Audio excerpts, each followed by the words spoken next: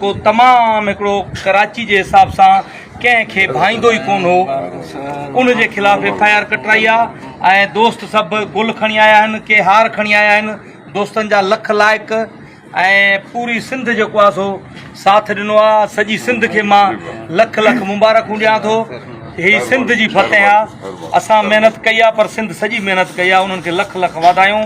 ॿिया दोस्त असां सां गॾु आहिनि, सभु जेके बि बीठा आहिनि दोस्त तव्हांजे साम्हूं आहिनि। हिननि दोस्तनि वॾो साथ ॾिनो आहे असां सां। ऐं हिन वक़्तु FIR थी आहे। FIR जेका थी आहे तमामु सुठी थी आहे। उन खां पोइ हिन वक़्तु साईं असांजो मोहतरम महर डबाई साहिबु बीठो आहे। मां उनखे रिक्वेस्ट कंदुसि त चंद लफ़्ज़ पंहिंजा जेके खिली खिली ॿुधायो। दोस्तो हिकु मुंहिंजो GS सच त थकावटूं एतिरियूं आहिनि, ईअं सम्झो त 19 जून खां अॼु 3 जुलाई ताईं मूंखे यादि कोन्हे त आउं को मुसलसल को कलाक सुतो हुजां। ईअं बेचैनी ऐं उहे शमरोज़ जो जा धक घर में घिड़णु, उन खां पोइ वरी बेसाख़्ता सॼी सिंध जो उथी पवणु ऐं उन्हनि जूं एतिरे क़दुरु मोहबतूं ॾियणु त कमल ख़ुशी में रहूं पिया, त कमल नंढड़नि बचनि जी तकलीफ़ ते रहूं पिया सिंध। ऐं उन खां पोइ आउं वकील बिरादरी ऐं स्पेशली जेके मुंहिंजा ऐं खिची लायर एसोसिएट जिन उथंदे, उन खां पोइ वरी मलीर जे सदर जे बार जे सदर राव ज़ाहिद, उन खां पोइ वरी असां सां मुसलसल अॼु ॾींहं ते जेके दोस्त गॾु आहिनि, वाहिद बुगियो साहिबु आहिनि ऐं पंहिंजो तुनियो साहिबु आहे, टालपुर साहिबु आहे, खोसो साहिबु आहे, मुख़्तियार सियाल आहे ऐं ॾाहिरी दोस्त आहे जेके नाला जेसिताईं अचनि ख़ुशी में। सो ऐं कोर्ट सगुरी अदालत सगुरी 26 तारीख़ ते FIR जो हुकुम ॾिनो, उन्हनि बि देरि ताईं इंतज़ारु करायूं, मोटाए छॾियो। कंटेम्प्ट फाइल कयोसीं, यानी तौहीन अदालत फाइल कईसीं। उनजो अॼु अदालत सगुरी इंतिहाई तारीख़ रखी जेका 3 तारीख़, उनजो नोटिस वरितो, वरी ॿीहर ऑर्डर जारी कयो, हिदायतुनि सां ऑर्डर जारी कयो। अॼोके ॾींहं में FIR वरी अॼु सॼो 2-2:30 बजे 1:40 ते थाणे ते पहुतायूं। पंहिंजी शराफ़त, पंहिंजे ख़ानदानी पणे जो मुज़ाहिरो कयासीं। जो कमल ऐसे छो 2 कलाक वठे पियो, कमल अधु कलाक वठे पियो, ईअं कराईंदे कराईंदे वरी शाम जो DSP आयो आहे, वरी हुन बिनथू कयूं त कुझु ॾियो। असां चुप करे वेठा रहियासीं। थोरो जो सिंध अवामी सथ 2 ज़िलनि जा नौजवान असांजा आहिनि, ईस्ट ऐं वेस्ट जा असांजा साथी ज़िम्मेदार, असांजो मरकज़ी सदर कराची डिवीज़न जो सदर महबूब रिंद साहिबु, ईदल साईं लश्करी, असलम साईं, या जेके बि असांजा कारकुन आहे 100 जी तादाद में, उहे अॻे अलर्ट लॻा हिते गॾु थिया वेठा। छो त मरकज़ी मीटिंग में इहो फ़ैसिलो थियो त कराची डिवीज़न जा सभु दोस्त कारकुन जेके साथी हमदर्द आहिनि उहे अलर्ट रहनि, त मुमकिन आहे पुलिस पंहिंजी जेका शुरू खां वठी उनजी रविश रही आहे गैर ज़िम्मेदाराना, उन ते अमल कंदी ऐं उन मथां असांखे ज़रूरत पए। पोइ असां यको सबुर सां वेठा रहियासीं। आख़िरकार मजबूर थी करे हिनखे चयोसीं त हाणे असां दोस्तनि खे कॉल था कयूं ऐं पुलिस खे चयोसीं यार ॾाढो सबुरु कयो अथऊं, हाणे असां मीडिया खे बि घुरायूं था, हाणे असां पंहिंजे कारकुननि खे बि चऊं था थाणे खां ॿाहिरि धरणो वेही पूरो एहतजाज कयो। कहिड़ो एहतजाज करिणो हो त कोर्ट सगोरी जे हुकुम ते अमल कयो, जेको न पियो थिए। असां शाम खां पल पल जी रिपोर्ट सोशल मीडिया ते सभु दोस्त रखनि पिया, यकीनन इहे कोर्ट सगोरी ताईं वकीलनि ताईं पहुता हूंदा, पर नेठ आख़िरकार शायदि उन वटि को ॿियो रस्तो कोन हो। ऐं केतिरो प्रेशर हूंदो आहे असां नथा ॿुधाए सघूं। रियाज़ साईं ते, असां ते, हिननि पंहिंजो 26 तारीख़ खां वठी जेको प्रेशर डेवलप थियो आहे, उहो को नंढड़ो कोन्हे, सम्झी सघनि था त उहो केॾो प्रेशर हूंदो, हाई लेवल जो प्रेशर हो। पर नेठ सॼी सिंध जी जिदोजहद शामिल आहिनि हिन में।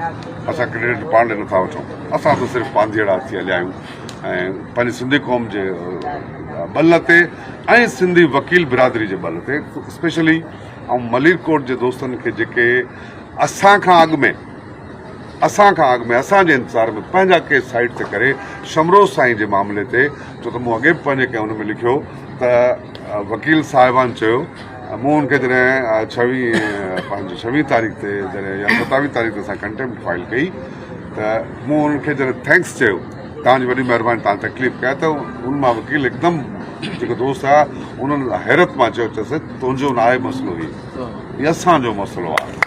उन वक़्तु मां पंहिंजो कीअं रोअणु रोकियो हूंदो त मूंखे महसूसु थियो त मां अकेलो कोन आहियां, सॼी सिंध मूंसां गॾु आहे। थोरो जो खोड़ सवाल दोस्तनि उथारिया पई त हीउ कंहिं हिन किडनैपिंग खे, हिन अगवा खे, हिन तशद्दुद खे घर में घिड़ण खे कंहिं ड्रामो ते सॼियो, कंहिं साज़िश ते सॼियो, कंहिं अलाए छा ते सॼियो, ख़बर कोन्हे। पर असां त ॾिठो आहे, असां त नाचीज़ इंसान आहियूं, ख़ुदा खां माण्हू राज़ी कोन आहे। सो अॼु उन्हनि वटि यकीनन को बि जवाबु कोन हूंदो, छो त असां दावर साईं पंहिंजे पेज ते हिकिड़ो जुमिलो लिखियो आहे त ज़मीनी ख़ुदाउनि खे शिकस्त मिली आहे अॼु। तो असां बि चऊं था त ज़मीनी ख़ुदाउनि खां आसमान जो ख़ुदा वधीक ताक़तवर आहे। हू असां इज़तदार आहियूं, असां सभिनी खे इज़त जे हक़ सां ॾिसूं था। असांजे ख़िलाफ़ु या असांजे बचनि में घिड़ी करे जेको हीउ तशद्दुद कयो वियो, गंद कयो वियो, सॼी सिंध जी जदोजहद कोशिश सां नेठि अॼु चौधरी जावेद ऐं अरशद अवाण, जंहिंखे मुंहिंजे नंढड़नि पोइ सुञातो, इहो माण्हू त हुयो जंहिं अंदरि जेको घरनि में अंदरि कमरनि में घिरनि पिया ॿिया ऐं 4 ॿिया अलॻि माण्हू आहिनि, उन्हनि ते अॼु FIR दाख़िल थी आहे। जंहिं गाॾीअ में खयो वियो, जंहिं प्राइवेट कार में खयो वियो, उहा कार बि सुञाती वई, उन कार ते बि FIR दाख़िल थी वई।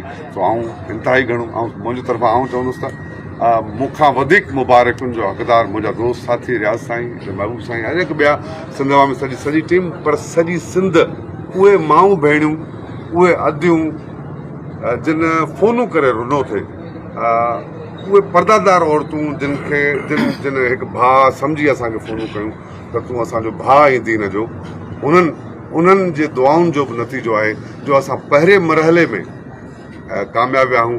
ऐं बकौल किन दोस्तनि जे त कराची में हिकिड़े एॾे वॾे ताक़तवर सिस्टम सां टक्कर खाइणु हे मामूली ॻाल्हि कोन आई।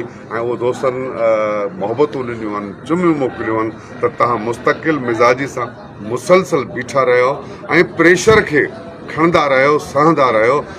नतीजनि जे अंजाम खां हटी करे असां बि अॼु पंहिंजो पहिरियों स्टेप, पहिरीं मंज़िल तय कई आहे ऐं हुन चौधरी जावेद ऐं अरशद अवाण जे ख़िलाफ़ु अॼु पंहिंजो FIR दाख़िल थी आहे। ऐं उन करे सॼी सिंध खे मुबारकूं, मुंहिंजे दोस्तनि खे मुबारकूं, साथियुनि खे सुभाणे 4:30 बजे मलिर प्रेस कॉन्फ्रेंस में, मलिर प्रेस क्लब में असांजी प्रेस कॉन्फ्रेंस आहे, जिते अञा मज़ीद सभु हक़ीक़तूं पधरियूं कंदासीं।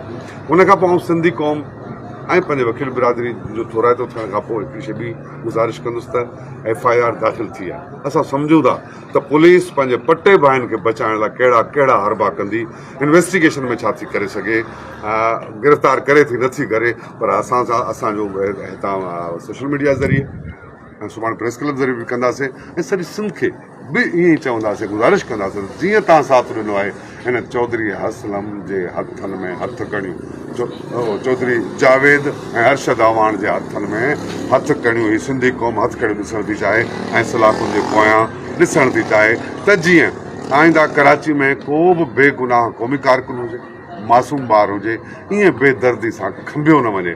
दोस्तनि जा सवाल आहिनि त ॿियनि जी मालिकी असां जेको वस हले थो मालिकी कयूं था ऐं इंशाअल्लाह अॻे बि कंदासीं, जेको वस आहे, जेको अख़्तियार आहे असांजो। पर असां हिकिड़ो एग्ज़ाम्पल सेट करण जी कोशिशि कई आहे त तव्हां पंहिंजे हक़ ते आहियो त कानूनी तरीक़े सां इंसाफ़ घुरी सघो था। जेको कोर्ट सगोरी में असां कानून इंसाफ़ लाइ हिकिड़ी घुर कई ऐं असां अदालतुनि जा बि थोराइता आहियूं जिन असांखे ॿुधो, असांजे वकीलनि खे ॿुधो, असांखे इंसाफ़ जी ख़ातिरी कराई ऐं असांजे उमेदुनि जे बरअक्स सचु आहे त उमेदुनि जे बरअक्स एतिरा तकिड़ा स्टेप वरिता छो त शमरोज़ जी जेका हालत हुई, जेके तस्वीरूं हुयूं, सभिनी खे क्लिक थियूं ऐं उन्हनि जे कोर्ट सगोरी जे हुकुम ते अॼु FIR दाख़िल थी आहे। ऐं वरी बि आख़िर में चौधरी जावेद ऐं चौधरी असलम इन करे थो अचे त चौधरी जावेद चौधरी असलम थियण जी कोशिशि थो करे। हो मरहूम त शहीद थी वियो, पर हीउ चौधरी जावेद चौधरी असलम थियण थो चाहे ऐं हुनजो ॿियो रूप आहे। केतिरा ई माण्हू मारिया आहिनि ऐं अरशद अवाण, चौधरी जावेद ऐं अरशद अवाण जे गिरफ़्तारी जी घुर था कयूं। तव्हां सभिनी वॾी महिरबानी। जी महिरबानी।